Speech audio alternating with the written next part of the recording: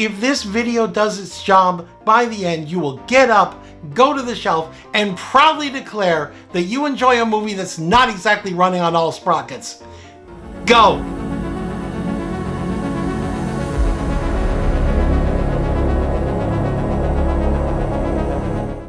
I grew up on B-movies, and sure, they sometimes had issues like suddenly jumping from one location to another without any explanation or continuity.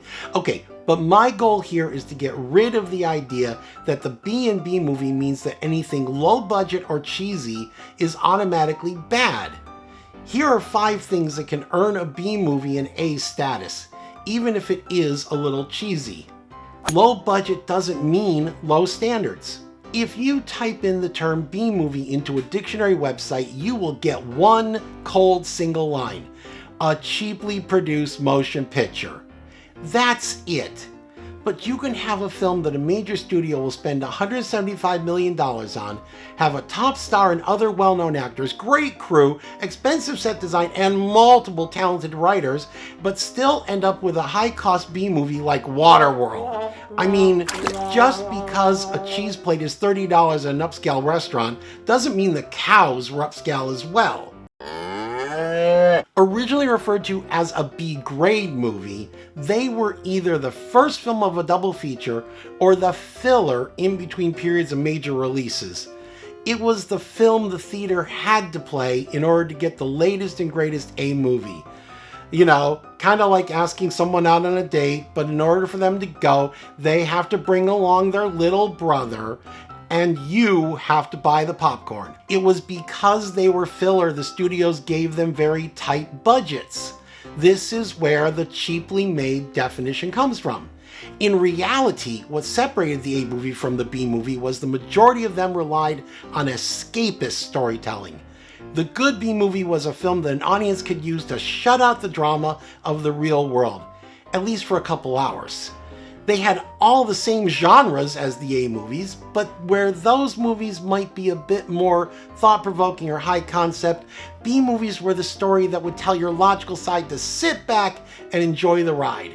And with these joy rides, you got the wise guy detective that did more fistfights than he did detective work, or the melodramatic actors that chewed the scenery so much you could see the bite marks on the set. After a while, when the studio system started to dwindle and the double feature became less profitable, the movie meant to be second fiddle transitioned to having a life all its own. A good B-movie actually has a plot. The reputation of the B-movie went wonky when some low-budget filmmakers started using the B-movie model to attract as many eyeballs to the screen they could. The problem is, they did it without caring if they gave the audience anything worth watching. What made audiences move away from the bad Bs was not the shaky walls or the over-the-top acting, it was the cookie-cutter formula that lacked a story.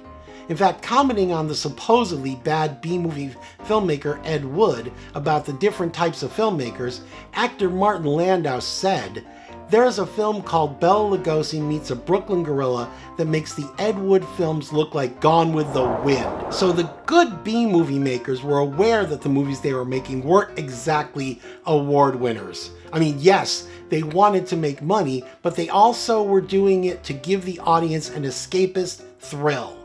This means that no matter what the budget, they remembered that there needed to be a plot. The movie might be a bit over the top, but you could still find the story. Now, this split between formula and fun hit its peak in the 1950s. Whereas the detective story became the film noir, and melodrama began to bleed in all the genres, the joyride films tended to start showing up more in sci-fi and horror, the two genres that are most associated with them. So, B-movies would start to become less defined by the low budget, and more defined by the level of talent and believability. This became the era for suspension of disbelief.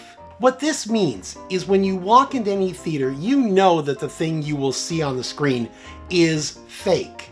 So you, in a slightly subconscious level, have to stop your brain from thinking about how fake something is. But the full term is willing suspension of disbelief. The filmmakers have to meet the audience halfway. The audience has to accept the reality of what's on the screen, but the filmmakers have to at least make something that helps them along. So there would be higher budget B-movies like the films of stop motion master Ray Harryhausen, who created the visual effects for classics like Earth vs. the Flying Saucers and The Beast from 20,000 Fathoms. His name became so iconic that it is given a nod to in Monsters, Inc. On the low-budget side were the likes of filmmakers like William Castle and Burt I. Gordon, the tricksters that would give the in-theater gag or the movie about the outrageous giant monster.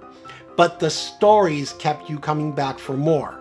You could have the thought-provoking Them, a statement about the dangers of nuclear war using giant radioactive mutant ants as a metaphor for the fallout, mixed in with The Amazing Colossal Man, the story of a soldier caught in a nuclear blast who begins to grow to a 50-foot giant terrorizing Vegas. I don't know, maybe that was the metaphor for the dangers of gambling? But because of this combined success, it was now that the filmmakers were discovering that the low-budget B-style movie could be an industry all its own. And studios devoted solely to the B-movie market began cropping up. And those crops would begin to grow some A-level produce.